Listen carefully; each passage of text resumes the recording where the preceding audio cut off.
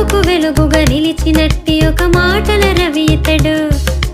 కావ్యము కవనము ఇంపుగా రాసే కవి కులఘనుడితడు. హాస్యము భాష్యము ఎరిగిన వాడు, రాయల వారికి అండగా నిలిచాడు. రామకృష్ణుడు తెనాలి రామకృష్ణుడు, రామకృష్ణుడు తెనాలి రామకృష్ణుడు. ఎవరు నీవు? ఏమిటి మీ సమస్య? మహారాజా, నా పేరు రామయ్య. నేను ఒక రైతుని. నా పొలం సాగు కోసమని మా వ్యాపారి వద్ద కొంత రుణం తీసుకున్నా. వాటికి సరిగ్గానే ప్రతి నెల నాకు ఇచ్చిన గడువులో రుసుమును చెల్లిస్తూ వచ్చాను. నేను డబ్బు అంతా చెల్లించినప్పటికీ తాను దానికి అంగీకరించటం లేదు. ఇంకా చెల్లించాలి అంటున్నాడు.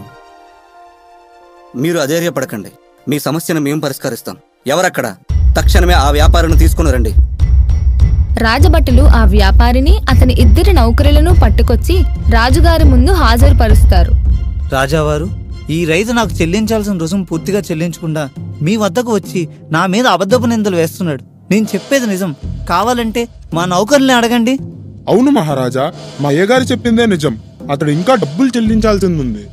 మహారాజా, నౌకర్లు యజమాని చెప్పిన విధంగా నడుచుకోకపోతే వాళ్ళకి తిండి దొరకదు కదా. వాళ్ళు అతనికే వంత పాడతారు. రాజుగారు సందిగ్ధంలో పడతారు. ఎవరు నిజం చెప్తున్నారో అతనికి అర్థం కాదు. రాజావారు, ఒక్కసారి నా వెంటరండి.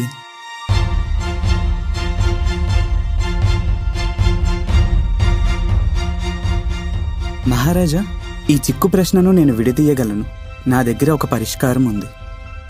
తెనాలి రాముడు మహారాజు గారికి అతడి ప్రణాళికను వివరిస్తాడు.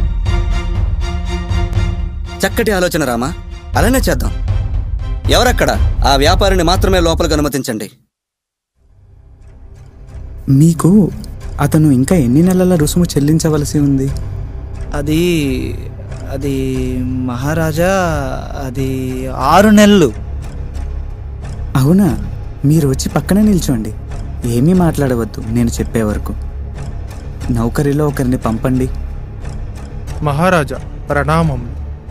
ఆ రైతు మీ అయ్యగారికి ఇంకా ఎన్ని నెలల రుసుము చెల్లించవలసి ఉంది?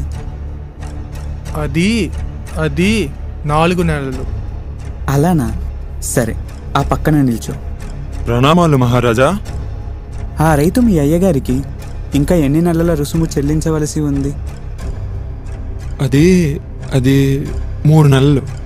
మహారాజా, ఈ వ్యాపారి తప్పు రుసుములు వేసి రైతుల కష్టాన్ని దోచుకుంటున్నాడు.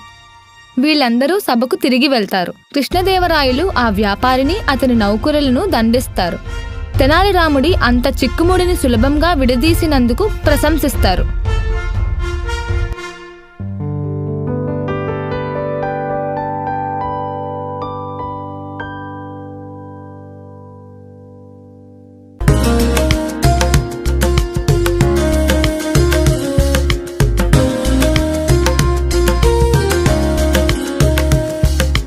మంత్రులు ఎరుగని మర్మాలను సులువుగా భేదిస్తాడు.